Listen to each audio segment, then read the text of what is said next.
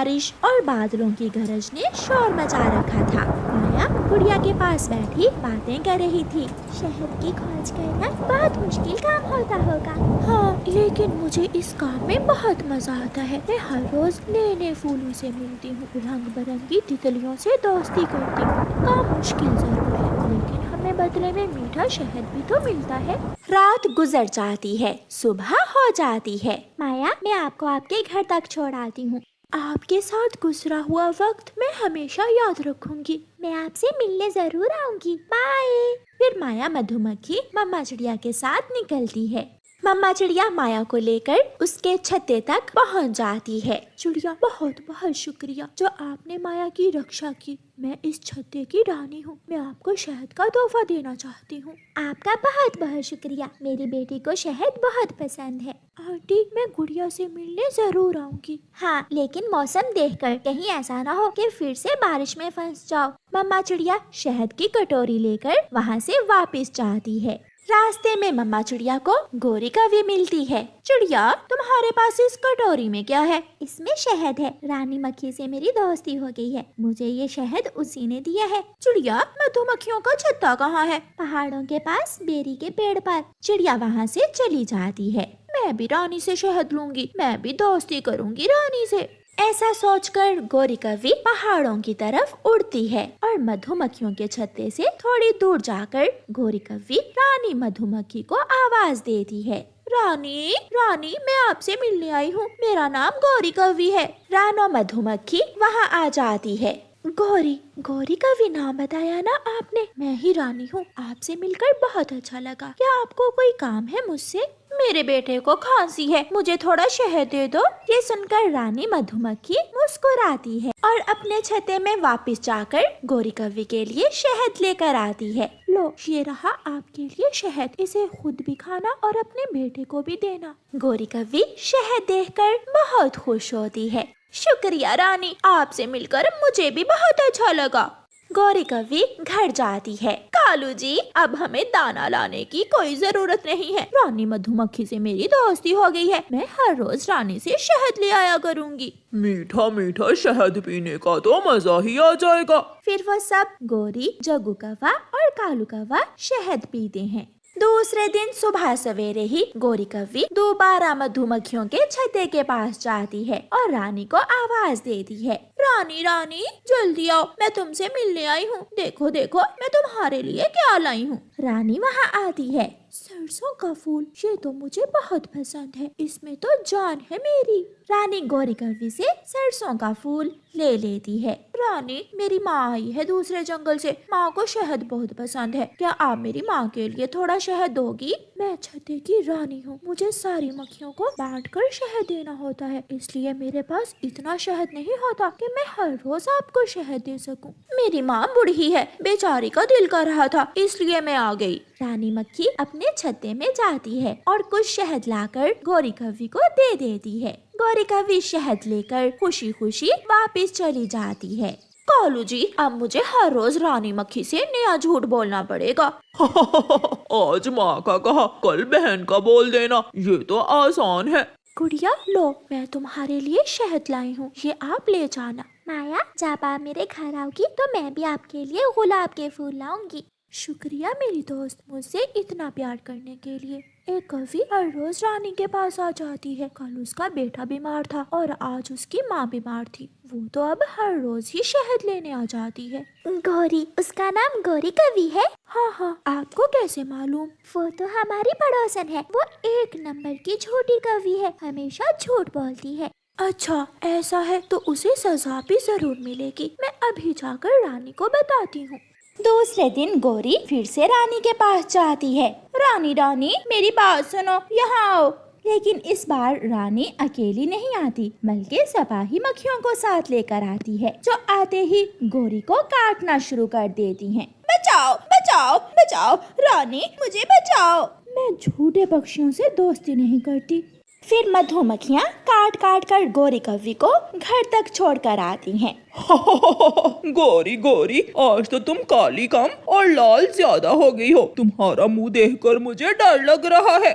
जग्गू भी हंसने लग जाता है। कालू चुप कर जाओ, वरना मैं तुझे जान से मार दूंगी। ऐसे गौरी कव्वी को झूठ बोलने की सजा मिलती है। मैं आपके लिए शाल लेकर आया हूँ। मेरा बेटा मेरा कितना ख्याल रखता है। और मेरे लिए क्या लाए हैं आप? मेरा बेटा अपनी माँ के लिए शाल क्या ले आया? साथ ही जल उठी हो तुम बहू। नहीं नहीं माँ, मैं आपकी बहू के लिए भी गर्म सर्दियों का सूट लाया हूँ। ये सुनकर तो रानो चिड़िया की सास जलकर राख हो जाती है। पत्नी के लिए गरम सूट और मेरे लिए एक शाल का टुकड़ा। माँ जी गुस्सा क्यों हो रही हैं? आप ये शॉल मुझे दे दें और कपड़े आप रख लें। मुझे नहीं चाहिए ये सब कुछ। रानो की सास बुड़बुड़ाती हुई घर से बाहर निकल जाती है। जब तक तुम्हारा बेटा उस रानो से नफरत नहीं करता, तब तक तुम्हारा बेटा तुम्हारे हाथों में नहीं आएगा। तो फिर क्या करूं ऐसा कि मेरा बेटा अपनी पत्नी को छोड़ दे?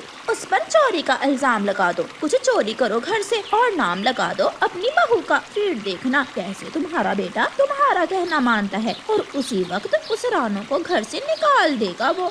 ऐसे ही 2 दिन गुजर जाते हैं और एक दिन रानो चिड़िया की सास अपने बेटे की अलमारी से कुछ पैसे निकाल लेती है। रानो चिड़िया की सास वो पैसे अपनी बहू के बैग में डाल देती है। जब शाम को रानो चिड़िया का पति घर आता है तो अलमारी में पैसे ना देखकर अपनी पत्नी से कहता है, रानो रानो, यहाँ मैंने कल कुछ पैसे रखे थे। पैसे? मुझे तो नहीं मालूम। मैं तो आज नदी पर थी सारा दिन। मैं कपड़े धो रही थी नदी पर, मुझे क्या मालूम। 2 दिन से अपनी माँ के पास जाने का सोच रही है। मुझे पूरा विश्वास है बेटा तुम्हारी पत्नी तुम्हारे पैसे चुराकर अपनी माँ को देने जाएगी। सासू माँ, मुझ पर ऐसे इल्जाम तो मत लगाए। रानो, मेरी माँ से आहिस्ता बात करो। बेटा इसका बैग उठाकर देखो, अगर इसने पैसे चुराए हैं तो जरूर अपने बैग में ही छुपाए होंगे। रानो का पति उसका बैग उठाकर खोलता है तो उसमें इतने सारे पैसे देखकर कहता है, माँ मिल गए मेरे पैसे। माँ आपने सच ही कहा था कि ये मेरी पत्नी बहुत झूठी और चोरनी है। कृपया करें पति जी, ये सब मुझ पर इल्जाम है। मुझे नहीं मालूम कि ये पैसे मेरे बैग में कैसे आ गए।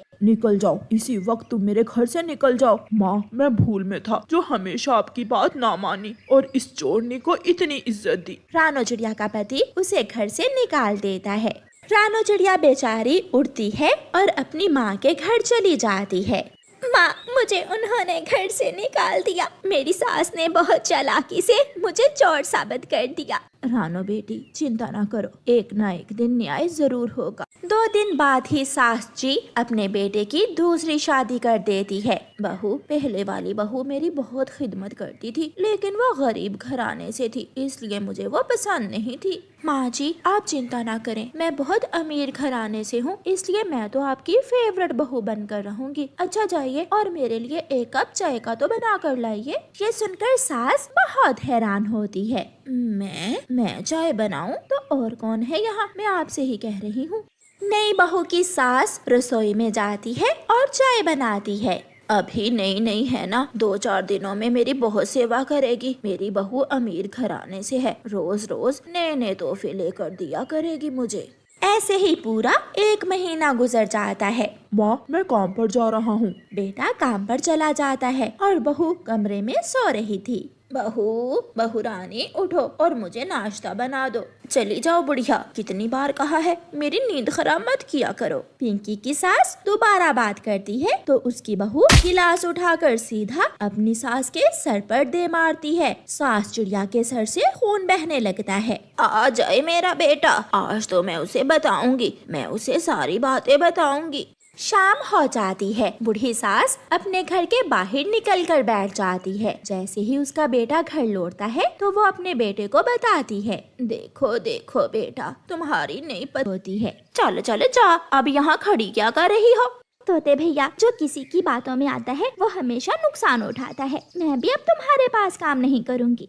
रानो चिड़िया अपने घर चली जाती है। मम्मा क्या हुआ, आप परेशान क्यों हो? बेटी, मुझे तोते ने काम से निकाल दिया। सारा दोष गौरी कव्वी का है और तोता भी गौरी की बातों में आ गया। मम्मा, एक दरवाजा बंद तो 100 दरवाजा खुला। हम कोई और काम कर लेंगे। लेकिन बेटी, मैं सोच रही हूँ अब हम क्या काम करेंगे। मम्मा आप चिंता न करें, मैं रात को सोच लूंगी। रात हो जाती है। मम्मा चिड़िया थकी हुई थी, इसलिए मम्मा चिड़िया जल्दी ही सो जाती है। लेकिन गुड़िया जाग रही थी। वो सोच रही थी कि अब वो क्या काम करे जिससे उनका घर चल सके। सिलाई का काम भी अच्छा है, लेकिन सिलाई मशीन कहाँ से लेंगे? वो कौन सा काम है जो मैं पैसों के बिना शुरू कर सकती हूँ? गुड़िया ऐसे सोचते सोचते सो जाती है। गजरे गजरे, ताजा ताजा फूलों के गजरे, सरसों के फूल, गुलाब के फूल, लाल पीले सारे फूलों से बने गजरे। गुड़िया सपने में देखती है कि वो गजरे बेच रही थी। सुबह हो जाती है। गुड़िया और उसकी मम्मा उठ जाती हैं। मम्मा, मैं रात सपने में कुछ बेच रही थी, लेकिन मैं भूल गई। काश मुझे मेरा वो सपना याद आ जाए। आप खिलौने बेच रही होगी या फिर चूड़ियाँ? नहीं नहीं मम्मा, वो कोई और चीज थी। तो फिर फूल, रंग बिरंगे फूल। हाँ, फूलों से याद आया, मैं सपने में फूलों के गजरे बेच रही थी। मम्मा प्लीज मुझे जाने दे, मैं फूल लाऊंगी और फूलों के गजरे बनाकर बेचूंगी। मैं अपनी बेटी की इस काम में मदद करूंगी। गुड़िया अपनी टोकरी उठाती है और खुशी खुशी घर से निकल जाती है। जंगल में फूलों का एक बागीचा था। गुड़िया वहाँ जाती है। मुझे यहाँ से फूल भी मिल जाएंगे और इन फूलों को परोने के लिए लंबी घास भी। गुड़िया अपनी टोकरी एक जगह रखकर फूल तोड़ने लगती है। वहाँ गोरी कव्वी आ जाती है। अरे अरे छोटी चिड़िया, चल भाग यहाँ से, यह बागीचा मेरा है। आंटी, ये बागीचा जंगल में है और जंगल सबका साझा है, फिर आपका कैसे हुआ? मेरा घर इस बागीचे के पास है, इसलिए मैं किसी को भी इस बागीचे से फूल तोड़ने की इजाजत नहीं दूंगी। ये फूल कल तक मुरझा जाएंगे, मुझे इनसे गजरे बनाना है। Aunty please. गुड़िया गोरी कव्वी की बहुत विनती करती है, लेकिन गोरी कव्वी कब मानने वाली थी। वो गुड़िया को वहाँ से भगा देती है। गुड़िया निराश होकर झरने के पास जाकर बैठ जाती है। थोड़ी देर बाद वहाँ सुनीता रानी तितली आ जाती है। तितली को देखकर गुड़िया जल्दी से तितली के पास जाती है। तितली, छोटी तितली, मेरी दोस्त, क्या आप मुझे बता सकती हो कि मुझे फूल कहाँ से मिलेंगे? बागीचे से। लेकिन वहाँ तो गौरी आंटी बैठी है और उसने मुझे बागीचे से फूल लेने से मना कर दिया है। तो फिर आप मेरे पीछे पीछे आ जाओ, एक ऐसी जगह जहाँ फूल ही फूल हैं। फिर गुड़िया सुनीता रानी तितली के पीछे पीछे उड़ती है और सुनीता रानी गुड़िया को पहाड़ों की दूसरी तरफ ले जाती है। गुड़िया पहाड़ों की दूसरी तरफ का नजारा देखकर हैरान हो जाती है। वहाँ दूर दूर तक फूल ही फूल थे। लाल, नीले, पीले, हर रंग के फूल वहाँ थे। गुड़िया रंग बिरंगे फूलों से अपनी टोकरी भर लेती है। आपको जब भी फूलों की जरूरत हो, आप यहाँ आ सकती हो।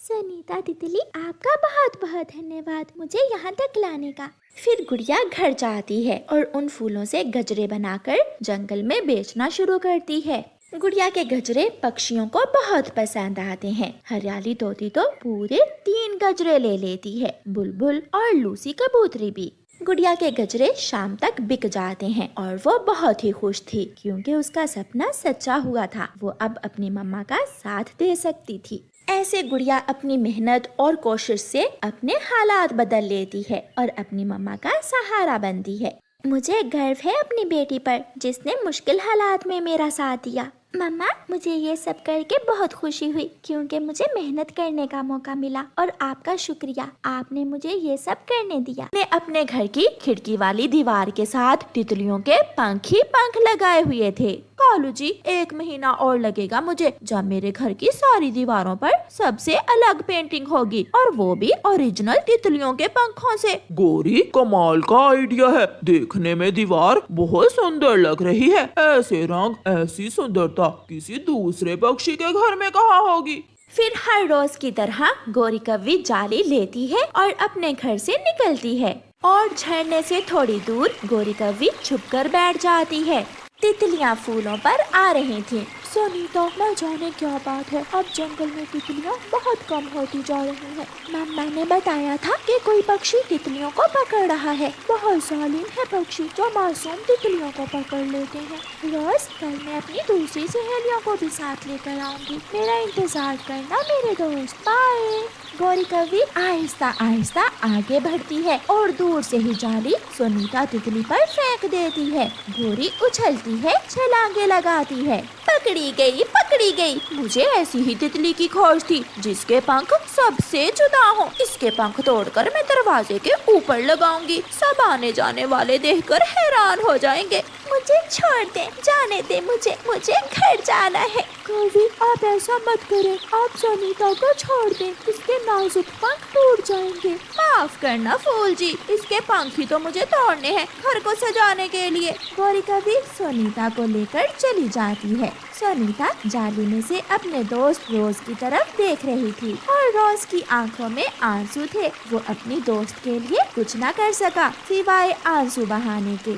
सुनीता, मैं अपनी पूरी कोशिश करूंगा, मैं अपनी दोस्त को बचाऊंगा। रोज अपनी खुशबू बढ़ाता है और पूरे जंगल में अपनी खुशबू बखेर देता है। रोज की खुशबू से आकर्षित होकर पीलू मधुमक्खी रोज के पास आ जाती है। रोज मेरे दोस्त, क्या बात है, मुझे आपकी खुशबू से पता चल गया है कि आप किसी मुश्किल में हो। वो कवि, बुरी कवि, मेरी दोस्त सुनीता तितली को पकड़ कर ले गई है। वो उसे मार देगी, वो सुनीता के पंख तोड़ देगी। पीलू, जाओ, जल्दी जाओ और हवाओं की रानी को बुला कर लाओ। लेकिन दोस्त, हवाओं की रानी मिलेगी कहाँ? सागर के पास वाले जंगल में होंगी हवाओं की रानी। रोज की दोस्त मधुमक्खी, जिसका नाम पीलू था, वो उड़ती है। पीलू बहुत तेज रफ्तार मधुमक्खी थी। वो बहुत जल्द ही सागर के पास पहुंच जाती है। हवाओं की रानी, मुझे आपकी दोस्त रोज ने भेजा है, वो बुला रहा है आपको। शायद वो मुश्किल में है। झरने पर रहने वाला गुलाब का फूल, उसी की बात कर रही हो ना आप? हाँ, मैं उसी फूल की बात कर रही हूँ। उधर गौरी कवि ने सुनीता को जाली से निकालकर एक बोतल में बंद कर दिया था, जिसमें एक सुराख था। चिंता मत करो छोटी तितली, तुम्हारे पंख तोड़ने के बाद मैं तुम्हें नदी में फेंक दूंगी। हो सकता है तुम्हारे पंख फिर से उग जाएं या फिर तुम मर जाओ, क्योंकि मुझे और भी तितलियां मिल जाएंगी। अपने छोटे से शौक को पूरा करने के लिए आप कितनी ही मेरे जैसी मासूम तितलियों की जान ले चुकी हो। ये शौक छोटा नहीं है। देखो देखो मेरा घर, ऐसा घर किसी का नहीं है। दीवारों का रंग देखो, रंग बिरंगे तितलियों के पंख किसी के घर में नहीं होंगे। हवाओं की रानी तुरंत वहाँ से चलती है। हवाओं की रानी जहाँ जहाँ से गुजरती, सारे पेड़ पौधे हिलने लगते थे। थोड़ी ही देर में हवाओं की रानी झरने के पास रोज के पास पहुंच जाती है। शुक्रिया हवाओं की रानी, जो आप आ गई, मेरी दोस्त सुनीता को बचा ले। कवि उसे उठा कर लेती है, वो उसके पंख तोड़ देगी। उस कवि का घर कहाँ है, क्या तुम मुझे बता सकती हो? मुझे उसके घर का तो नहीं मालूम, लेकिन मेरी दोस्त रानो चिड़िया का घर अमरूद के पेड़ पर है। हवाओं की रानी गुस्से में गौरी कवि के घर की तरफ जाती है और उसका घर ऊपर उड़ा लेती है। बचाओ बचाओ, मुझे बचाओ, मेरा घर हवा में उड़ गया। गौरी का घर ऊपर जाकर नीचे गिरता है, बोतल टूट जाती है और सुनीता तितली आजाद हो जाती है। सुनीता का पंख थोड़ा सा घायल था, लेकिन वो उड़ने लायक थी। कवि, इस जंगल में रहकर बुरे काम करने से अच्छा है तुम काले जंगल में चली जाओ, क्योंकि वहाँ की चमगादड़ें तुम्हारी दोस्त बन जाएंगी। मुझे माफ कर दो हवाओं की रानी, मुझे माफ कर दो। लेकिन हवाओं की रानी गौरी कवि को उड़ाकर काले जंगल में ले जाती है और उसे बेरी के कांटेदार